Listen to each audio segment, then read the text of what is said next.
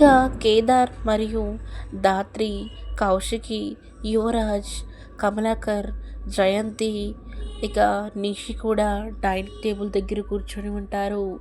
ఇక కమలాకర్, వైజయంతి, నిషి, యువరాజ్ కలిసి ఇక కౌశికి దగ్గర ఉన్న పెన్ డ్రైవ్ కొట్టేయడానికి ప్లాన్ చేస్తారు. ఇక మీరు నిషి వెళ్ళి ఆ పెన్ డ్రైవ్ తీసుకొని వస్తుంది. అక్కడ ధాత్రి, యువరాజుని మాత్రం మీరే చూసుకోవాలి అత్తయ్య. వాళ్ళు నేను పెన్ డ్రైవ్ తీసుకుని వచ్చేదాకా అక్కడే ఉండాలి అని ఇక ప్లాన్ చేసుకుంటారు ఈ ముగ్గురు కలిసి.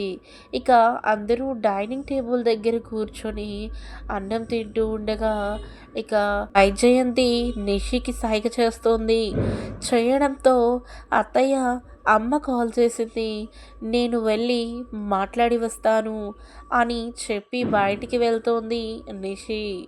ఇక వెళ్ళడంతో మన కేడి జేడి అంటే ఇక కేదార్ అండ్ ధాత్రి కలిసి ఇక నిషి అయిపోయి చూస్తూనే ఉంటారు. అసలు ఈ టైంలో పిన్ని కాల్ చేసిందని వెళ్తుంది. ఇక వాళ్ళు ఎలాగైనా ఆ పెన్ డ్రైవ్ కోసం ఇలా చేస్తారని తనకి డౌట్ వచ్చి ముందే ఉంటుంది.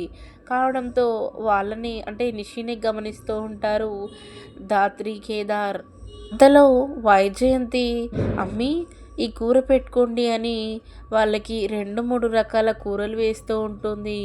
ఇక చాలు చాలు అత్తయ్య అని ఇలా వైజయంతితో మాట్లాడుతూ ఉండగా నిషి అక్కడి నుంచి తప్పించుకొని కౌశికి గదిలోకి వెళ్తుంది.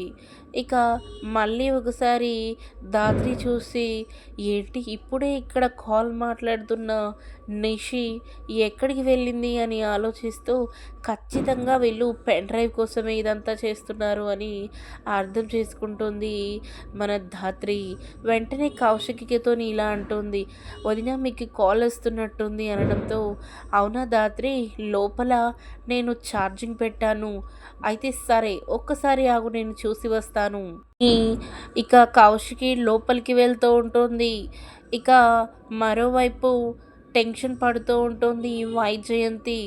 వామ్మో, ఈ అమ్మి వెళ్ళి నిషిని చూసిందంటే ఇక ఇల్లంతా రచ్చ రచ్చ అవుతుంది. ఏం చేయాలి? ఈ అమ్మి ఎలా తప్పించుకుంటుంది? ఈ 7 కొండల ఎంకన్న స్వామి నువ్వే కాపాడాలి అని ఇక దేవుడికి మొక్కుతూ ఉంటుంది వైజయంతి. ఇక మరోవైపు కౌశికి వెళ్ళి డోర్ ఓపెన్ చేయబోతూ ఉంటుంది. నిషికి పెన్ డ్రైవ్ దొరకడంతో ఎస్ నేను సాధించాను అని లోపల తను సంతోషపడుతూ ఉంటుంది. బయటనేమో కౌశికి డోర్ తీయబోతోంది.